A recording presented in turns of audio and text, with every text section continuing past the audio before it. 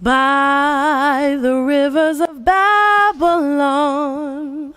Yeah, we sat down and we cried when we remembered Jerusalem. We were sick, Lord.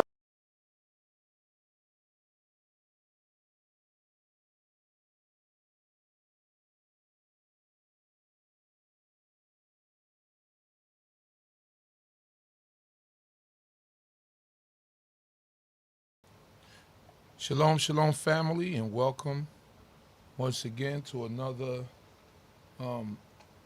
Bible class or Bible study. This is episode number 7.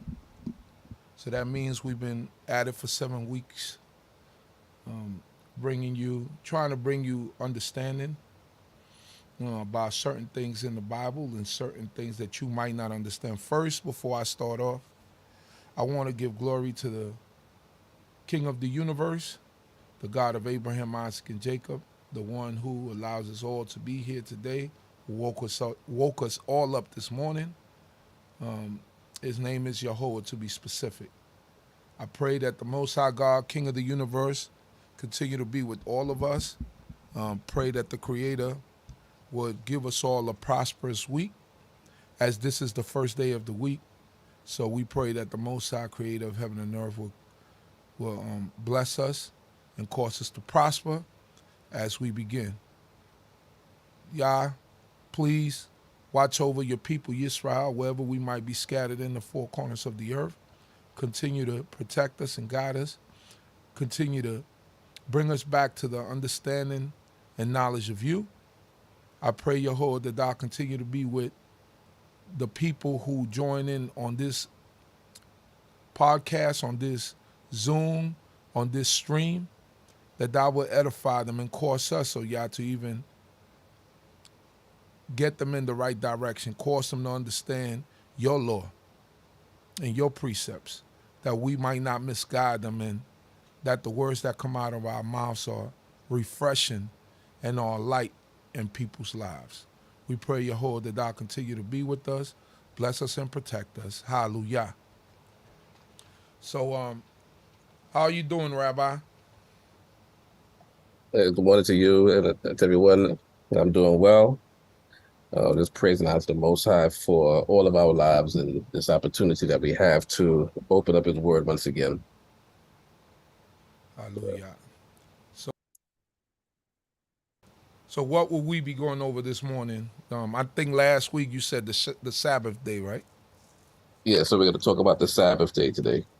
We'll talk about the Sabbath day. So I'm going to just Yeah, remind we've you been to going through Rabbi, just can you use the Mekon?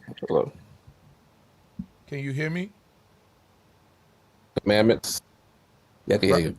You can hear me? All right. Just can you use the Mekon Monray when you're going through it? The actual you have to share it on Zoom because it won't come out. It won't come out on OBS over here for me if I share it.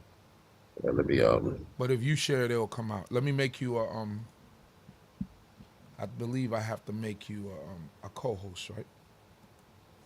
In order to share your screen. I'll just activate the share screen option, but yeah, let me set up the I just made you a co-host. That makes it easier.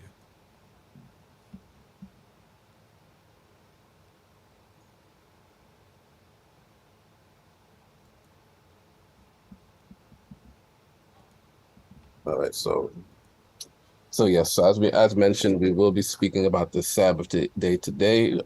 We've been talking about week by week, with the exception of specific topics that people have requested. We've been going through the 10 Commandments as listed in Exodus chapter 20. So we went through an overview during our first week of the 10 Commandments itself, and then week by week we've been just going from the first commandment, the 10 Commandments, on down. So in between, we spoke about the new moon, being that was a topic that was requested. And last week, the topic being the history of the New Testament. So people that missed those particular topics can go back and view those. So this week we're going to speak about the Sabbath day, as we mentioned. So in the book of Exodus, chapter 20. So I'll put that up.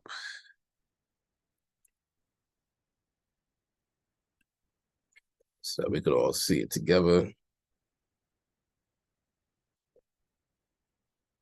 So in the book of Exodus, chapter 20, then we're going to jump right to verse 7, which says, "Remember the Sabbath day to keep it holy. 6 days shalt thou labor and do all thy work, but the seventh day is the Sabbath unto Jehovah thy God. In it thou shalt not do any manner of work, thou, nor thy son, nor thy daughter, nor thy manservant, nor thy maidservant, nor thy cattle, nor thy stranger that is within thy gates. For in 6 days Jehovah made the heaven and the earth, the sea and all that in them is, and rested on the seventh day. Wherefore Jehovah blessed the Sabbath day and hallowed it." So as we are speaking about the Sabbath day today, so we're speaking about that particular command. And as you know, we mentioned in the first week, and as you know, we'll mention every week, the places where you see the Lord in English over on the Hebrew side, because the Hebrew is the text that a majority of the Old Testament was written in. And I know that for those that missed last week, Chief Uziel was speaking about the history of the New Testament, and the New Testament was written in Greek primarily. So once again, the Old Testament was primarily written in Hebrew. So wherever you see the Lord on the bold, and with the Lord itself in bold or in all capital letters in your text, on the Hebrew side, you will see the name of God. So I'll highlight another location here, the Lord here, and the name of God on that side. And just one more time, the Lord here in another verse, which will be, we'll speak about this commandment in 2 weeks, actually, and the name of God on the other side. So these characters here in the Hebrew are Yod, He, Waw, He, corresponding to the English characters YHWH. And there are vowel pointings here that give us the pronunciation of Yehovah. So as we're speaking about the Bible overall, and we come across the name of God, we insert his name there. And I know we spoke about the name of God in more detail, and, you know, taking the name in vain in previous weeks. So we spoke about the name of the Most High God in greater detail in the previous weeks. But just wanted to reiterate that for this discussion, you know, as we continue to go on, that the name of God, as we read in our Hebrew text, is, or as we pronounce it here, as Yehovah, or some people may pronounce it as Yahweh. Well, you know, either pronunciation uses these consonants here, the Yod, He, Waw, He, or the Y, or corresponding to YHWH. So as we're reading the text, even in the English, it's proper is to actually say the name of the Most High, the name of God in that place here, so we can know who is giving these commandments, who's speaking, as you know, as the Most High God is speaking, and we are quoting, or the Bible itself quotes things that the Most High says. It's appropriate for us to say his name in those places, so that we get the understanding of who God is and who is speaking. So today we're speaking about the command to remember the Sabbath day to keep it holy. And so we're going to go through quite a few verses overall to talk about the Sabbath day, as we continue with the discussion in regards to the Sabbath day. So we first get our understanding of the Sabbath day. We would go all the way to the beginning of the Holy Scriptures, and we're actually just going to go to Genesis chapter 2, because Genesis chapter 1 gives us the creation of the heavens and the earth and what the Most High God did throughout the 6 days of creation. There were 6 days from day 1 to day 6 where God actually created something. Then Genesis chapter 2 tells us this: and the heavens and the earth were finished, and all the host of them. And on the 7th day, God finished his work, which he had made, and he rested on the 7th day from all his work, which he had made. And God blessed the 7th day and hallowed it, because that in it he rested from all his work, which God in creating had made. This is where we are introduced to the Sabbath day. This is the book of Genesis, is where we are introduced to the creation of the heavens and the earth by God himself. So we get an understanding of the Sabbath day here, because we know that after God created everything during those 6 days, that when the 7th day came up, God did nothing. And we'll speak about it a little bit later in terms of what the Sabbath day or what Sabbath means. So just reading it once again, and the heaven and the earth were finished and all the host of them, and on the 7th day. So we know that the Sabbath day will be the 7th day of the week, as we read in Exodus chapter 20. God finished his work which he had made. And here in the Hebrew is where we get the verb for he rested. So it says he rested in the English. And here we see Wayishpot is the pronunciation of the entire word. And then within that, you get the origin of the verb for Shabbat, which is translated here in various texts as rest, or actually it would be more appropriate to translate it as stop or cease, C-E-A-S-E, stop or cease. That would be more appropriate. So God ceased to the 7th day from all his work which he had made, and God blessed the 7th day and hallowed it, because that in it he rested. Or as we just, once again, you see here, he rested. Corresponding to the other side, it says Shabbat. He ceased, or he rested, as translated here, from all his work which God in creating had made. So we get the understanding that Shabbat, or the Sabbath is the English pronunciation, of course, for Shabbat, which is, as we just mentioned, to rest, or more appropriate, to cease. So God stopped all work on the 7th day. So corresponding to Exodus chapter 20, that's where we get the understanding that when the 7th day of the week comes in, we would stop, or we should not, we should stop all of our work, because God stopped all of his work on the 7th day. We're going to go to, and this is something that we did speak about last week, where we did read in Exodus chapter 16. So we're going to go over to that chapter. And in this chapter is where the children of Israel are introduced to the Sabbath day. Exodus chapter 16 overall talks about the gathering of manna, also known as, to some people, as the bread from heaven, or in one of the Psalms, it mentions it as angel's food, so to speak.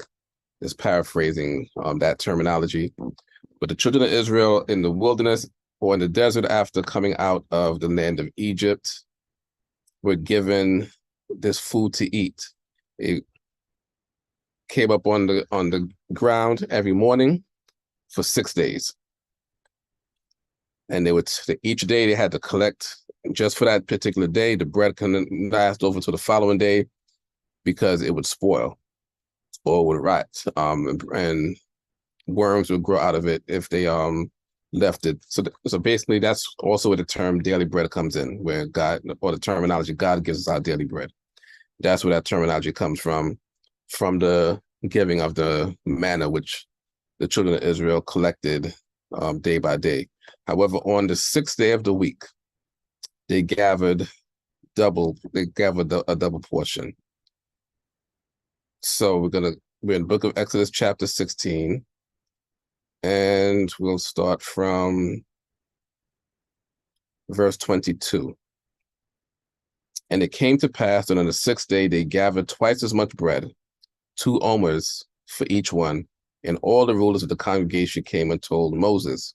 An omer is just a measurement of weight.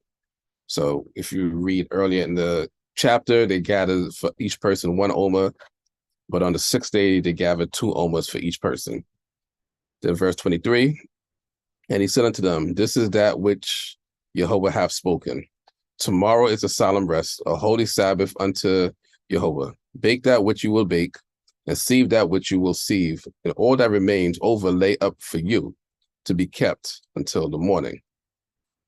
And they laid it up till the morning, as Moses bade, and it did not rot, neither was there any worm in it. And Moses said, eat that today, for today is a Sabbath unto Jehovah. Today you shall not find it in the field. 6 days you shall gather it, but on the 7th day is the Sabbath, in it there shall be none. However, the people went out, as it said in verse 27, and it came to pass on the 7th day that there went out some of the people to gather, and they found none. And Jehovah said unto Moses, how long refuse you to keep my commandments and my laws? See that Jehovah hath given you the Sabbath. Therefore he gives you on the 6th day the bread of 2 days. Abide ye every man in his place. Let no man go out of his place on the 7th day. So the people rested on the 7th day. And it goes to talk about what the manna is. So just also dealing with this verse 30 right here, where it says, so the people rested. The corresponding word, Yishbatu in Hebrew. And within that word, you have the word Shabbat, which is, as we said, to cease or to rest, as it is translated. So the statutes of the Sabbath day that we are given here are, when it comes to cooking, they were to boil and bake on the 6th day, the manna that they were given, and leave that portion over for the 7th day, and they would eat it on that day. So from that, we see that there is a prohibition for baking and boiling, which basically overall is a prohibition for cooking on the Sabbath day. And we're not allowed to bake or boil on the Sabbath day. Our food preparation, when it comes to that aspect of it, is to be done on the 6th day, and we leave it over to be done on the 7th day. So that's in regards to that.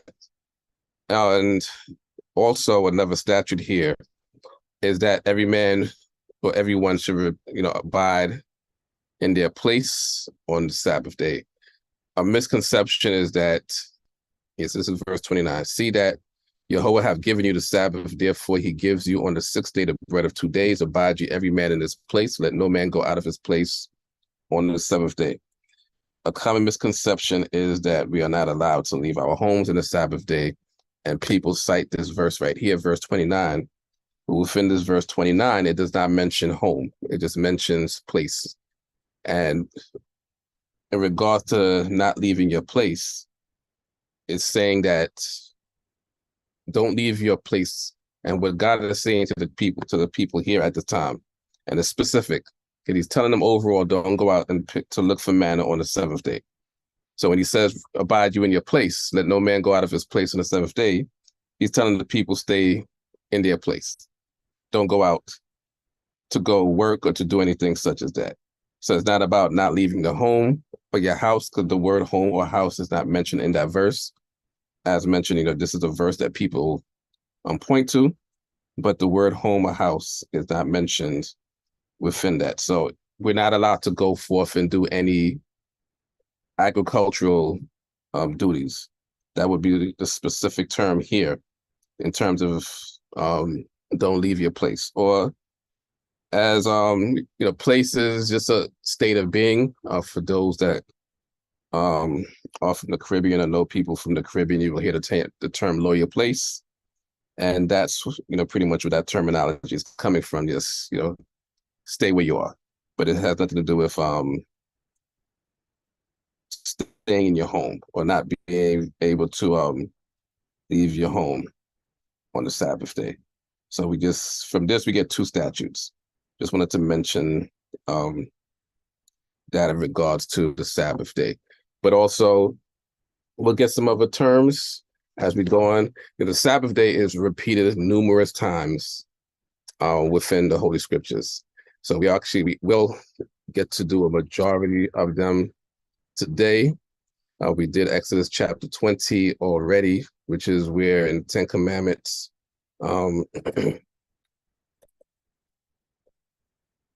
God commanded that we keep the Sabbath day holy.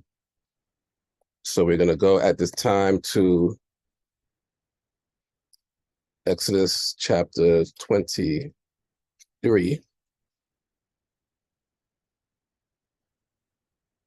So in Exodus chapter 23, there are some commandments given within this chapter. And as we continue on with our Bible study, we'll also talk about the other commandments. We started off talking about the 10 commandments in Exodus chapter 20, but we'll speak about other commandments. So in Exodus chapter 23, verse 12, it says, 6 days thou shalt do thy work, but on the seventh day thou shalt rest, that thine ox and thine ass may have rest, and the son of thy handmaid and the stranger may be refreshed. So in there we get another statute of the Sabbath day, that not only do we rest, but even our animals rest. But that's something that we did receive in Exodus chapter 20 within the 10 commandments, that we were told that we are not to let our animals, work for us. We're not allowed to let our animals or anybody work for us, for that fact. Next, we're going to go to Exodus chapter 31. And we'll start from verse 12. And Jehovah spoke unto Moses, saying, speak thou also unto the children of Israel, saying, verily you shall keep my Sabbaths, for it is a sign between me and you throughout your generations, that you may know that I am Jehovah who sanctify you. You shall keep the Sabbath, therefore, for it is holy unto you. Everyone that profanes it shall surely be put to death. For whosoever does any work therein, that soul shall be cut off from among his people. 6 days shall work be done, but on the seventh day is a Sabbath of solemn rest, holy to Jehovah. Whosoever does any work in the Sabbath day, he shall surely be put to death. Wherefore the children of Israel shall keep the Sabbath, to observe the Sabbath throughout their generations for perpetual covenant. It is a statute between me and the children of Israel forever. For in 6 days Jehovah made heaven and earth, and on the seventh day he ceased from work and rested. And he gave unto Moses, when he had made an end of speaking with him upon Mount Sinai, the 2 tables of the testimony, tables of stone written with the finger of God. Now we'll focus on this verse 17 right here. Towards the end of it, it says, and on the seventh day he ceased from work and rested. And now they translate Shabbat here as he ceased, only because this verb here, or this word here, YAH, is the actual appropriate term for rest. So it's as they were translating Sabbath day previously as rest, here they translated more appropriately as cease, only because it would have made sense for them to translate it as, and on the seventh day he rested from work and rested. So because there are 2 different words here, they give it 2 words over here. So we see here that the word Shabbat is more appropriately termed as cease. But now within this section that we just read here, we see that there's a stringency with the Sabbath day and how important it is. The Sabbath day is mentioned numerous times in the Holy Scriptures, so we know that it is an important day to be kept. but it's so important that it incurs what we would know from the Bible as a death penalty. So it means that there is a punishment that is given for those that profane the Sabbath day and work on the Sabbath day, because in verse 14, it says, everyone that profanes it shall surely be put to death. And then in verse 15, it says, whosoever does any work of the Sabbath day, he shall surely be put to death. So whether you work on a day or profane the day, either act causes death. So you can be put to death for profaning it, even if you didn't work on it. You could be put to death for working on it, even if you don't profane it. Those are two different concepts. We can discuss that later on when we get to the portion where we have open discussion. But just wanted to point those two distinct terms out. And also going back to Exodus chapter 20, says, remember the Sabbath day to keep it holy.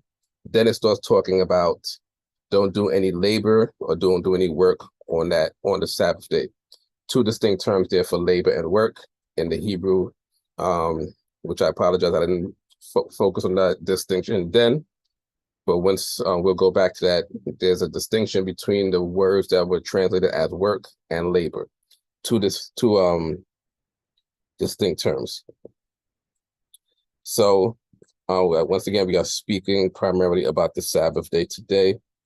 And actually, we probably won't go through as many verses, at least in this part of the discussion, as intended. We'll cover some of the other things in the open discussion. But let's get to we're going to go to Exodus chapter 34 next. With Exodus chapter 34 is pretty much a repetition of Exodus chapter 23. This is after Moses comes down from the mountain, and he's reiterating a lot of the commands that he's given it to the children of Israel. So the Exodus 34 and Exodus 23 are similar when you actually read it in context.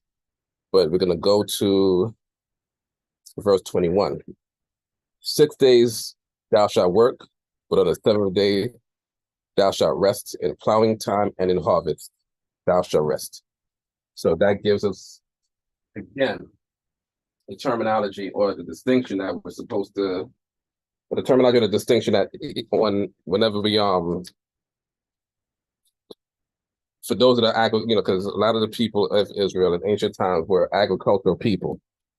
So that gives us the distinction of that we rest. So whether it's a time of harvest or a time of plowing, that we're supposed to cease from all of our work during that time. So that's where we get from that. And there are some other commands listed all throughout the Holy Scriptures. We have, actually, we will do Exodus chapter 35.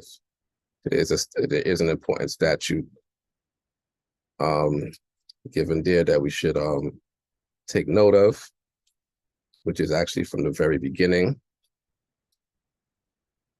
So in Moses, it's Exodus 35 once again. And Moses assembled all the congregation of the children of Israel and said unto them, these are the words which Jehovah hath commanded that you shall do them. 6 days shall work be done, but on the seventh day there shall be to you a holy day, a Sabbath of solemn rest to Jehovah. Whosoever does any work therein shall be put to death. And in verse 3 says, you shall kindle no fire throughout your habitations upon the Sabbath day. So there within that we get another statute in regards to not kindling any fire on the Sabbath day. So we just wanted to make note of that, as well, I should say. The book of Leviticus has, quite a few repetitions of the Sabbath day. Just thinking, the book of Numbers talks about, okay, so actually we'll do the book of Numbers, because we just want to make sure that we cover as much as possible. before we go to the open discussion. And Numbers chapter 15, we're going to go into that. So this is talk about the children of Israel in the desert. And we'll start reading from verse 32. And while the children of Israel were in the wilderness, they found a man gathering sticks upon the Sabbath day. And they that found him gathering sticks brought him unto Moses and Aaron and unto all the congregation. And they put him in ward, because it had not been declared what should be done to him. And Yahweh said unto Moses, the man shall surely be put to death. All the congregation shall stone him with stones without the camp. And all the congregation brought him without the camp and stoned him with stones, and he died as Yahweh commanded Moses. So we see from this that even something simple as gathering sticks is punishable by death. Or when we do any type of gathering such as that on the Sabbath day. And that's important for us to know because, some people say, well, he was gathering sticks to make a fire. He was gathering sticks to do something later. Whatever the purpose of him gathering the sticks at that time was not what caused him to be put to death. It was the actual action of him gathering the sticks that caused this man to be put to death. So just wanted to make note of that. And then the book of Deuteronomy, in Deuteronomy chapter 5, reiterates the Sabbath day within those the repetition of the Ten Commandments. So that's why we won't necessarily go there. And we're gonna go to the book of Isaiah. There's 2 chapters that actually in the book of Isaiah. So we basically overall we covered the first 5 books, even though we didn't go into the statutes that are mentioned in the book of Leviticus and the repetition in Deuteronomy. In the prophecy, which is where the book of Joshua comes in. I know we spoke about the term Tanakh earlier in our discussions weeks ago. Tanakh is an acronym for Torah, Nevi'im, Ketuvim, which is law or instructions, which is Torah, the Nevi'im, which is the prophets, and the Ketuvim, which is the writings. So we basically covered the Torah, where actually we get the main statutes, the main commandments and judgments in regards to the Sabbath day. But now we're going to go to the prophets, to where God speaks about the Sabbath day as well. And we're going to start with 56, where this is going to be God talk about the Sabbath day overall and towards people. So thus says Jehovah, keep ye justice and do righteousness, for my salvation is near to come, and my favor to be revealed. Happy is the man that does this, and the son of man that holds fast by it, that keeps the Sabbath from profaning it and keeps his hand from doing any evil. Neither let the alien, and the alien is actually a stranger or a foreigner in relation to the children of Israel. Neither let the alien that has joined himself unto Jehovah speak, saying, Jehovah will surely separate me from his people. Neither let the eunuch say, behold, I am a dry tree. I know we had a discussion. There was a question of what is a eunuch. We had a discussion a few weeks ago as well. So thus says Jehovah, concerning the eunuchs that keep my Sabbaths and choose the things that please me and hold fast by my covenant, even unto them will I give in my house and within my walls a monument and a memorial better than sons and daughters. I will give them an everlasting memorial that shall not be cut off. Also the aliens that join themselves unto Jehovah to minister unto him and to love the name of Jehovah, to be his servants, everyone that keeps the Sabbath from profaning it and holds fast by my covenant, even them will I bring to my holy mountain and make them joyful in my house of prayer. Their burnt offerings and their sacrifices shall be accepted upon mine altar, for my house shall be called a house of prayer for all peoples. And that's a term, you hear about that term a lot, where God said, my house shall be called a house of prayer for all peoples. And that's where we received that terminology there. But God is saying, not just for the children of Israel, but even for the foreigner or the strangers, if they keep the Sabbath, they will be a part of that covenant that God made with the children of Israel. Then we're going to go over to Isaiah chapter 58, towards the end, verse 13. If thou turn away thy foot because of the Sabbath from pursuing thy business on my holy day, and call the Sabbath for delight, and the holy of Jehovah honorable, and shall honor it, not doing thy wanted ways, nor pursuing thy business, nor speaking thereof, then shalt thou delight thyself in Jehovah, and I will make thee to ride upon the high places of the earth, and I will feed thee with the heritage of Jacob thy father, for the mouth of Jehovah hath spoken it. So we see here that on the Sabbath day, that not only are we to turn away our feet specifically from the business or our pleasure, but we're not even supposed to be speaking about that on the day. So our cease, our rest on the Sabbath day is a physical cessation, but it's also verbal. We don't communicate anything that's in regards to work. And that's where the profaning of the Sabbath day comes in. The profaning of the Sabbath day is not only in the action, but it's also in the things that we speak about. So in keeping the Sabbath day holy, we have to be careful of even the things that we speak about. We will go to one more portion at this time. Just in the interest of time, we're going to go to the book of Jeremiah, and we're going to go to 17.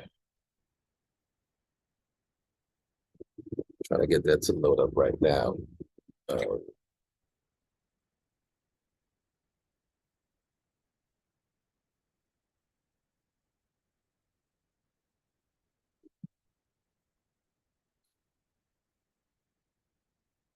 That particular book is on the site.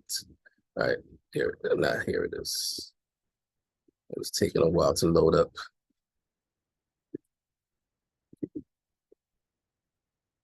Actually, we'll move a little bit faster, but there actually is one more portion after this that we'll do, which sort of relates to what we're going to read now. So Jeremiah chapter 17. We'll start from verse 19. So this is Jehovah God speaking to the prophet Jeremiah. Thus says Jehovah unto me, go and stand in the gate of the children of the people, whereby the kings of Judah come in, and by which they go out, and in all the gates of Jerusalem, and say unto them, hear ye the word of Jehovah, ye kings of Judah, and all the inhabitants of Jerusalem that enter in by these gates, that says to Jehovah, take heed for the sake of your souls, and bear no burden on the Sabbath day, nor bring it in by the gates of Jerusalem, neither carry forth a burden out of your houses on the Sabbath day, neither do ye any work, but hallow ye the Sabbath day as I commanded your fathers. Stopping right here for verse 22, where it says, neither carry forth a burden out of your houses on the Sabbath day. So in relation to Exodus chapter 16, where we read, and we are allowed to leave our homes, we're just not allowed to leave our homes with burdens. And the burdens will be made clear when we get to the next portion that we will read after this, but burdens just for right now are basically your wares, things that you want to sell, things that have to do with business or your personal, your pleasures and things like that. Verse 23, but they hearkened not, neither inclined their ear, but made their neck stiff, that they might not hear nor receive instruction, and it shall come to pass, if ye diligently hearken unto me, says Jehovah, to bring in no burden through the gates of this city on the Sabbath day, but to hallow the Sabbath day, to do no work therein. Then shall there enter in by the gates of this city kings and princes sitting upon the throne of David, riding in chariots and on horses, they and their princes, the men of Judah and the inhabitants of Jerusalem. And the city shall be inhabited forever. And they shall come from the cities of Judah and from the places round about Jerusalem, and from the land of Benjamin, and from the lowland, and from the mountains, and from the south, bringing burnt offerings and sacrifices and meal offerings and frankincense, and bringing sacrifices of thanksgiving unto the house of Jehovah. But if you will not hearken unto me to hallow the Sabbath day, and not to bear a burden and enter in at the gates of Jerusalem on the Sabbath day, then will I kindle a fire in the gates thereof, and it shall devour the palaces of Jerusalem, and it shall not be quenched. And I apologize for just reading that section very fast. On your own, we could all go back and read this portion. This is Jeremiah chapter 17.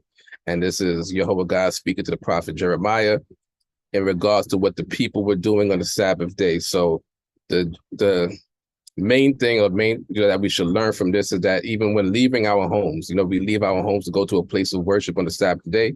We don't leave our homes with any items that we intend to sell after the Sabbath day. So even though we know primarily we're not going to sell or do any business on the Sabbath day, but we don't leave our homes on the Sabbath day with anything that we intend to get into any business or any pleasures, anything like that after the Sabbath day. And that's the gist of that portion that we received there.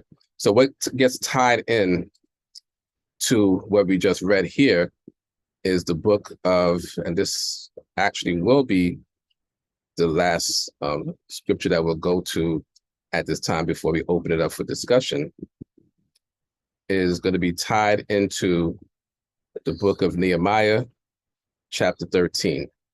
And towards the end of the chapter, this is going to be a prayer of Nehemiah that he gives to Jehovah God. Nehemiah being a governor of Judah, the southern kingdom of Israel, at this time, technically all of Israel, because this is the group that came out of the Babylon captivity, that the Persian, during the time of the Persian rule. So Nehemiah says this, verse 14, remember me, O my God, concerning this, and wipe not out my good deeds that I have done for the house of my God and for the wars thereof. In those days, so he's talking about in his days when he went back to Jerusalem, it says in verse 15, in those days saw I in Judah some treading wine presses on the Sabbath and bringing in heaps of corn and laden asses therewith, as also wine, grapes, and figs, and all manner of burdens. So this is where it connects connects to Jeremiah chapter 17. So the burdens are the things that people left their homes with. In particular here, talk about the wine, grapes, and figs, and all manner of burdens, which they brought into Jerusalem on the Sabbath day, and I forewarned them in the day wherein they sold victuals. There dwelt men of Tyre also therein, who brought in fish and all manner of ware, and sold on the Sabbath unto the children of Judah and in Jerusalem. Then I contended with the nobles of Judah and said unto them, what evil thing is this that you do, and profane the Sabbath day? Did not your fathers thus? And did not our God bring all this evil upon us and upon the city? Yet you bring more wrath upon Israel by profaning the Sabbath. And it came to pass that when the gates of Jerusalem began to be dark before the Sabbath, I commanded that the doors should be shut, and commanded that they should not be opened till after the Sabbath. And some of the servants set I over the gates, that there should no burden be brought in on the Sabbath day. So from this verse here, 19, and if necessary, we'll go to another verse later on. We see that the Sabbath day, and as all days of the week, when you read throughout the Holy Scriptures, days begin in the evening. Days begin when the sun goes down.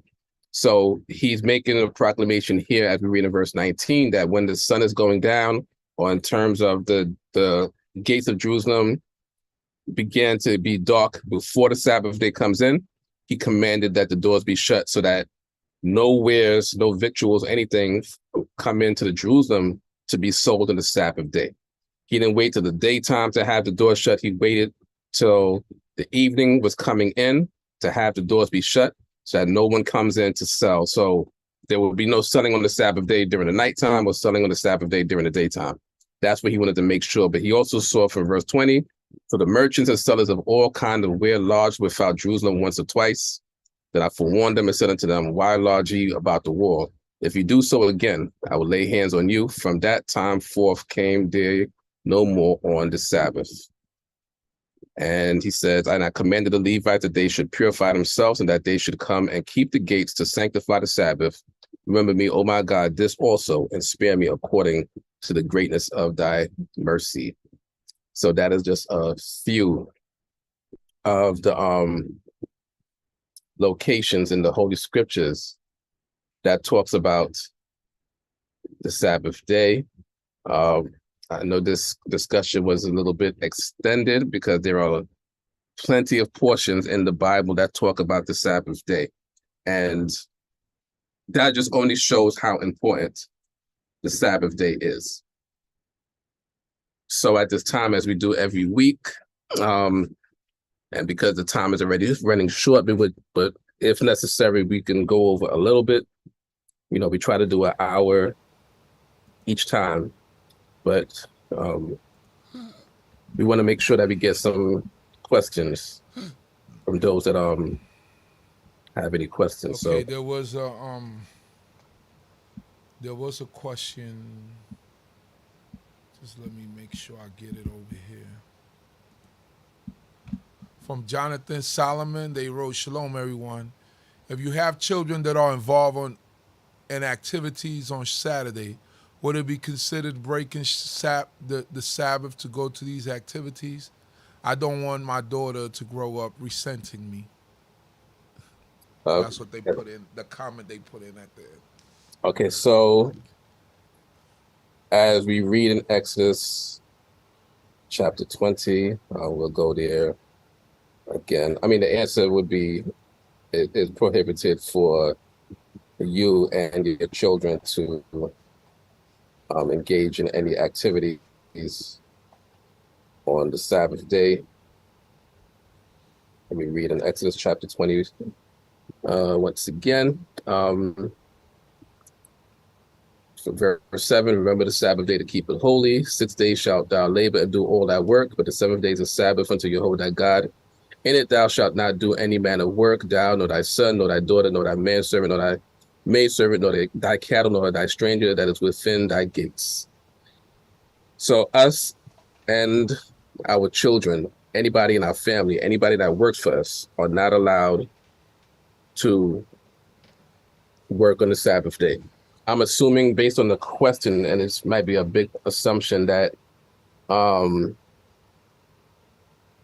daughter does not acknowledge the Sabbath day at all, which is why the daughter is engaging in the sports. But the father wants to show support to the daughter in regards to what the daughter does. I would just say that it is a prohibition to go to attend those type of events on the Sabbath day. It would be profane day, you know, even though people would look at it as it's not working because you're going there to sit there, but that's a profanation of the day. So we would be prohibited from doing so. And the adage that would be given is, we have to honor God first. That would be may sound harsh to the daughter, but simply we have to honor God first and let God bless the efforts that we put into serving Him, and then hopefully everything else will work out. But yeah, that would be the very simple answer, that it would be a prohibition to go forth and support, whether it's daughter, son, or anybody in any endeavors that is a profanation of the Sabbath day. So somehow, the Most High can bring a blessing out of that to where there would be no resentment from the daughter once there's an explanation that would be made clear between the Most High and the daughter in regards to the Sabbath day. But, we as individuals have to do what we can to serve the Most High to the best of our abilities and make sure that we don't do anything that will profane the Sabbath day or go against any of His commandments. In the weeks to come, we're going to be speaking about the 5th command, which is honor thy father, thy mother, which will basically be that question in reverse. And I know there'll be some questions in terms of, how children should honor their parents, if the parents are not doing law and things like that. But this question is in reverse, where the parent is trying to would like to support the daughter in their endeavors, but just to give the simple answer, yeah, it would be a prohibition for any of us to support anyone in anything that they do that they're working on the Sabbath day or profaning the Sabbath day.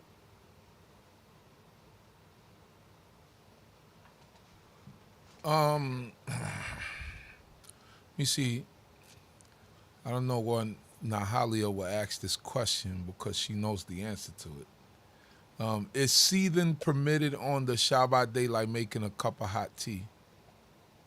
Right. So from Exodus chapter 16, we see that there is a prohibition against boiling um, anything on the Sabbath day, to make anything on the Sabbath day.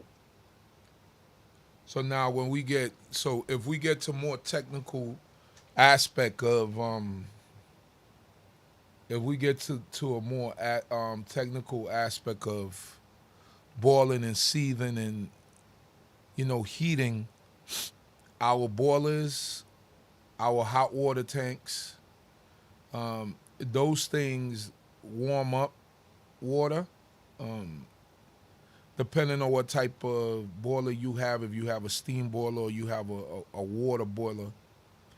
And water tanks definitely, they have flames. Boilers have flames.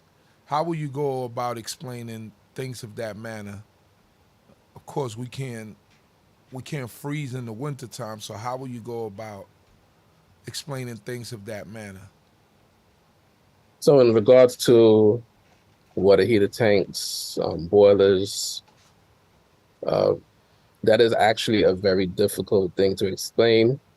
I would not suggest people do freeze on the Sabbath day to the extent of being very uncomfortable. Let me put it like that. I would not suggest that people would freeze on the Sabbath day. Things in regards to boilers and water, hot water tanks, those are things that are, in most homes, where the temperature drops probably even below 60 degrees anywhere in the world. So that's just something that, we live with. That's an answer that, I particularly have no answer to that. But I would just say I would not suggest that people freeze.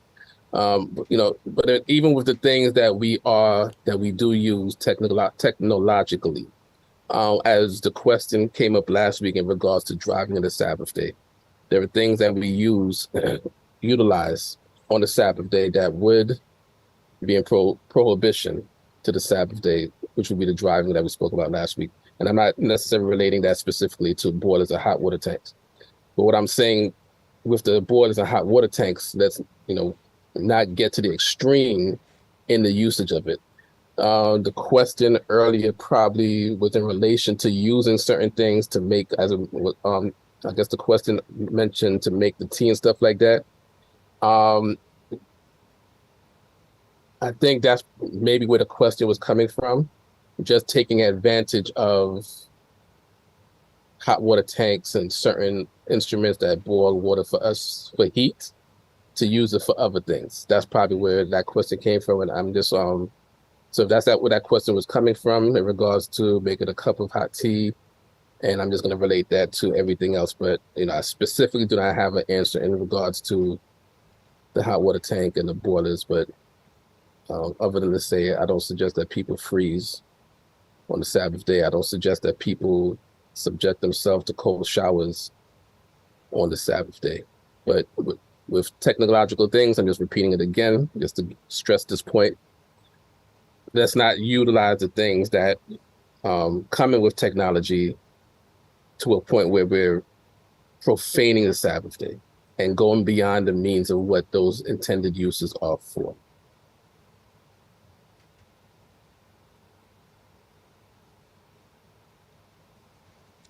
Let me see. I was checking Facebook, and I think the Facebook stream stopped. That should still be. Let me double check. Yeah, it's still up there. But it stopped at like at 20-something minutes. No, It's live? Yeah, there's a part Okay. 2. Yeah, there's a part 2. Okay, no problem. Yeah, it stopped at 20-something minutes, and then I have to restart it. It was up right again. So you already explained the when. So at what point today we see that for most part the world celebrates the Sabbath of the day, or the day of rest on Sunday. Do you know how that came about? Because if we look at the calendar, the actual seventh day of the week is Saturday. How do we get to the point to where Sunday became the, it seemed like around the world, like the day when people rest, or most of the people rest, and I Right. guess in a Christian world. Right. So, um, I believe in Christianity, it's not that Sunday, and for those that are Christian, that they can clarify it for us better. I don't believe that they understand Sunday to be the replacement of the Sabbath day, but they refer to Sunday as the Lord's Day, or what they refer to as Christ's Day. And there's just not an observance of the Sabbath through most of the Christian denominations, but then you have some Christian denominations that acknowledge the Sabbath day itself. So you have those that are Seventh-day Adventists, you have those that are just known as 7 days Christians, and there might be some other denominations that you have those that are of the Judeo-Christian faith that acknowledge the seventh day, or what we know as Saturday as the Sabbath day. Through history, what has been told to us is that one of the Roman emperors, whose name was Constantine, in his attempt to wean pagans that were within the realm of his kingdom off of paganism, in order to get them to be Christians, which is the religion that he wanted to institute as the national religion of the Roman Empire, that he basically brought an amalgamation of pagan ideals to make it palatable, so to speak, for pagans to be Christians. So where Sunday and the terminology of Sunday itself is within the name, it was a day that pagans worship the sun, whereas the second day of the week, pagans during that time worship the moon. That Sunday itself was a big day for pagans, so in order to help them to keep a day, their main day of worship, he instituted Sunday as the main day of worship for Christians during this time. So that's what's been told to us through history. In order to get resources, we can actually do a more in-depth study in the future in regards to that. Actually, no, I should say we will do a more in-depth research into that today. In regards to the Sabbath day, I mean, definitely the Sabbath day, we're going to have to definitely do a part 2 through 10, maybe, in regards to various subjects. But we wanted to focus on the biblical aspects of the Sabbath day. Of course, this is a Bible study class that we're doing here together. So we wanted to talk about the biblical aspects of the Sabbath day. But then questions like this do come up. Why do people observe Saturday as a day of rest? Why do people observe Sunday as a day of rest? Why do people observe other days of the week? Because, there's a lunar cycle that's determined by some people for the Sabbath day. So this question actually covers all of those topics. And just to answer it simply, history would dictate that in terms of Christianity, it was the Emperor Constantine that made that change. And in regards to the topic overall, when you look at, even in the time of the Roman Empire, they understood the seventh day of the week as the day, or pagans understood the seventh day of the week as the day that they worshiped Saturn. But they knew there were 7 days in a week. So they knew the days from 1 through 7. They knew the days that they worshiped a variety of their pagan gods. Saturday was the seventh day of the week. So that's why today, in the calendars where we see that there is a Saturday on it, we know that the seventh day of the week is going to be Saturday, and therefore that's the seventh day of the week never changed, and therefore we know that the Sabbath day would be on the seventh day of the week. In other languages that they don't have Saturday as the name of the seventh day of the week, it becomes more clear that the Sabbath day is the seventh day, because in Spanish, as Chief Uziel, he speaks Spanish. The seventh day of the week is Sabado, and tracing Sabado from Spanish back to Latin, all the way back to Hebrew, Sabado actually means Sabbath or Shabbat. So even in Spanish, it's understood that the seventh day of the week, which is Sabado, is the Sabbath day. In French, the pronunciation of the seventh day of the week is Samedi, which is translating from the French all the way back to the Hebrew, is still going to be Sabbath. And in various languages around the world, where the seventh day of the week is a reference to rest, cease, stop. Even in the Ghanaian language, Twi, going back to its roots, and I believe the root is Twi, and either Kwa is the root or Twi is the root. I apologize for, but we'll have a more in-depth discussion on that. But whether it's the actual root of the language is the Twi language or the Kwa language, the seventh day of the week in Ghana is known as the Lord's Day. So in various languages, basically the seventh day is what it is, and that's how we understand it to be today.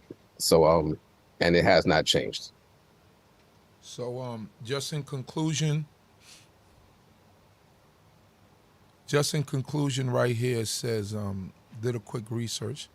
It was not until the Council of Laodicea in the 4th century AD that the non-observance of the Sabbath was officially approved and replaced with Sunday, following Emperor Constantine's blue laws in 321 AD. And just something else to follow up. And he decreed, this is Emperor Constantine decreed on that day, on the venerable day of the sun, let the magistrates and people residing in cities rest. Let all workshops be closed. So that's just to add to what you said. What is, somebody asked question, what is husbandry?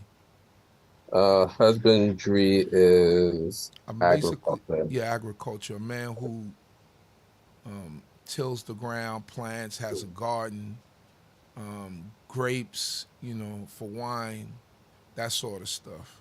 Yeah, any type of agriculture. That's just an old English term for a farmer, put it like that. Right. A husbandman would be a term for a farmer. Going back, let's see, how are we supposed to warm food since we're not allowed to use fire?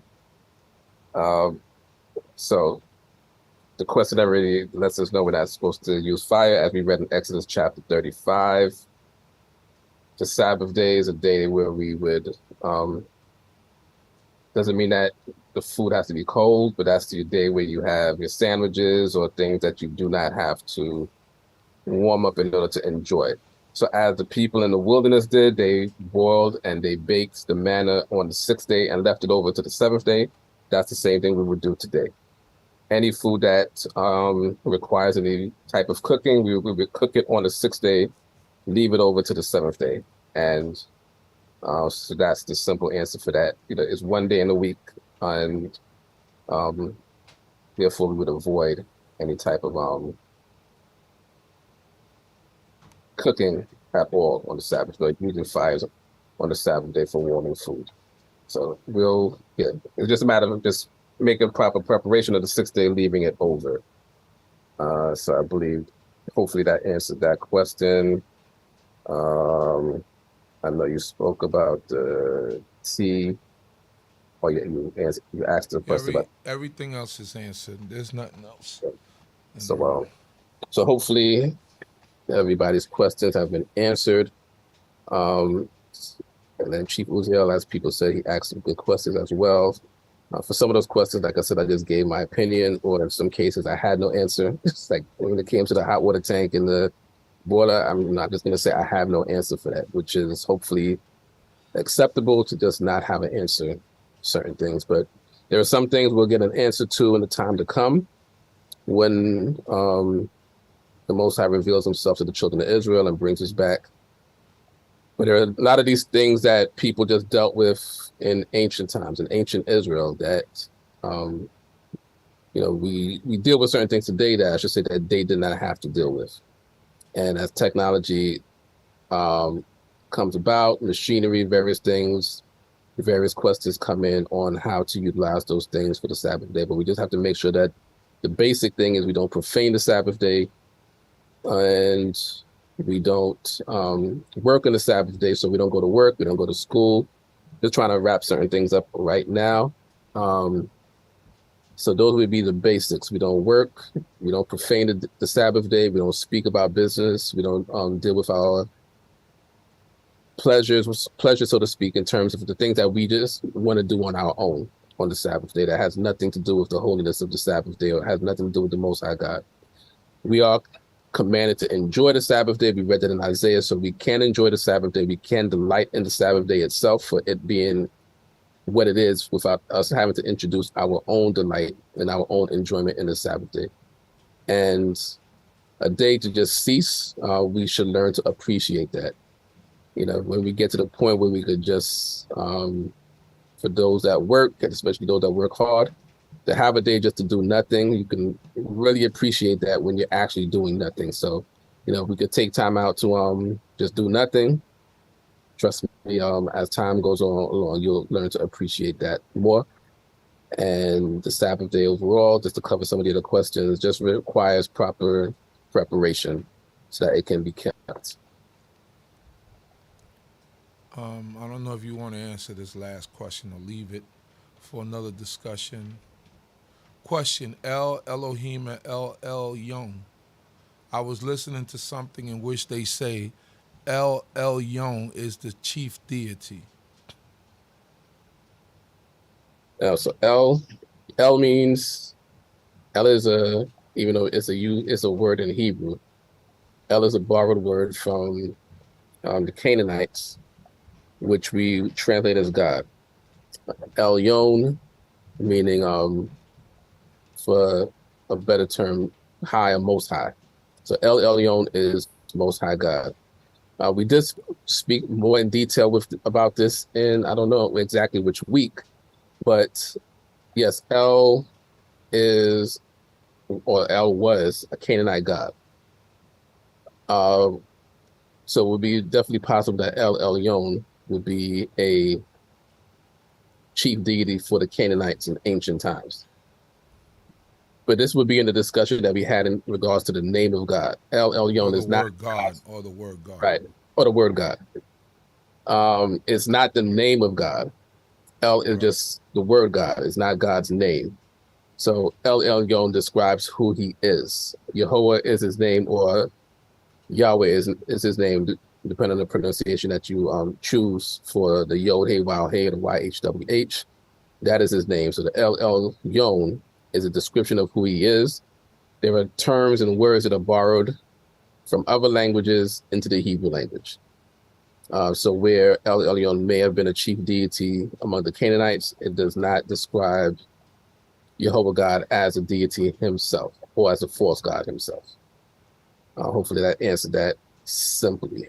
But as you mentioned, we can get in more detail again. But I forgot which week we actually did discuss that in more detail. That might have been the first week, right?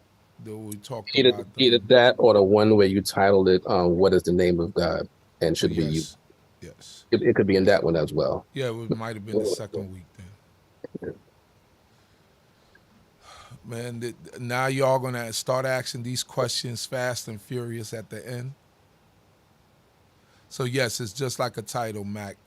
Manise 66. Ephraim Yasharel asks, Shalom, Shalom. How about leaving the toaster oven on low setting on the 6th day, similar to how you might utilize a space heater to run on the Shabbat day and turning it on after the Shabbat day? So turning it off after the Shabbat day. So what I would say when it comes to any type of food preparation, we want to avoid using. I said that's where the discussion. Just to backtrack just a little bit, that's where the discussion in regards to the hot water tank and the boiler comes into play. Where I just have no answer in regards to what we should do in regards to it, but don't freeze. But let's avoid making comparisons to other things when it comes to food.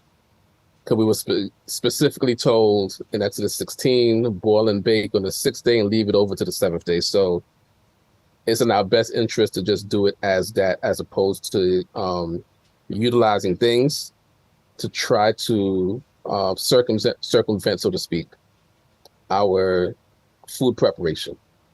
So it's in our best interest just to avoid profaning the Sabbath day by just preparing our food on the 6th day in the various beans that we have to prepare the food, and just leave it over to the 7th day and do it that way. So that way we would avoid having to use like what they said, a toaster oven, or any type of. So we definitely can't use the microwave, because that still would be a form of boiling or baking on the Sabbath day. So I know that question didn't come up, but we're not allowed to use the microwave on the Sabbath day. So let us avoid using any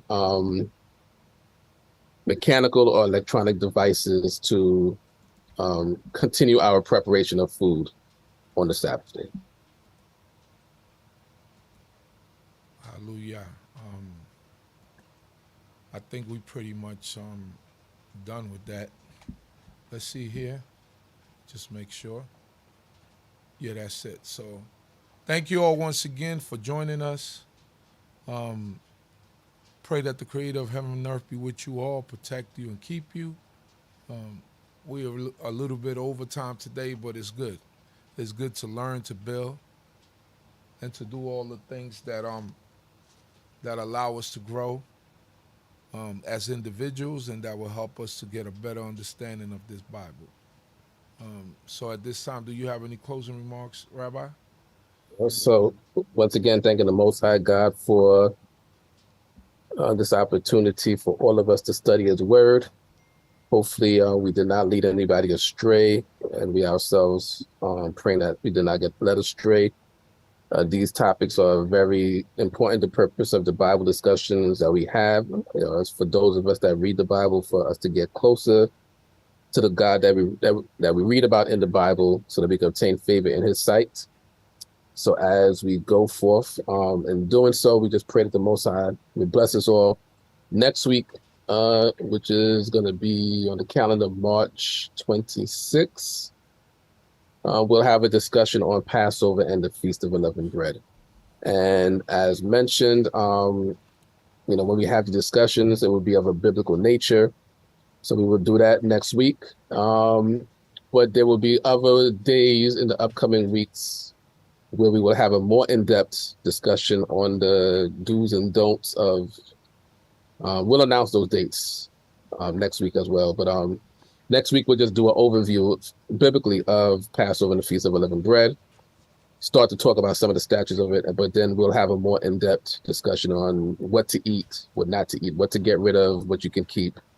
That will go beyond the scope of our Bible studies that we have here. So the purpose of these Bible studies, as we mentioned from day one, for all of us to get knowledge, wisdom, and understanding, get favor in the sight of the Most High God, go through the Bible in a systematic manner, and in a manner that helps us all, without debating or anything like that. Those things, those topics that bring forth controversy, we would save for other sessions. So just thanking the Most High God for all of us. So we hope to see you all and more next week. You can invite your family and friends. Next week, Passover and the Feast of Unleavened Bread is in the Bible, so it's something that we should all learn about. Hallelujah. And with that, I'll conclude by saying these words. Yivareka Yehovah Yishmareka. Ya'ir Yehovah Panawaleka Wikuneka. Yisa Yehovah Panawaleka Wayasemlaka. Shalom. May Yehovah bless thee and keep thee. May Yehovah make his face to shine upon thee and be gracious unto thee. May Yehovah lift up his countenance upon thee and may he grant thee peace. Hallelujah. Amen. Thanking you all once again. May the Most High God give you peace, and may everyone have a great week. Shalom, shalom. Hallelujah.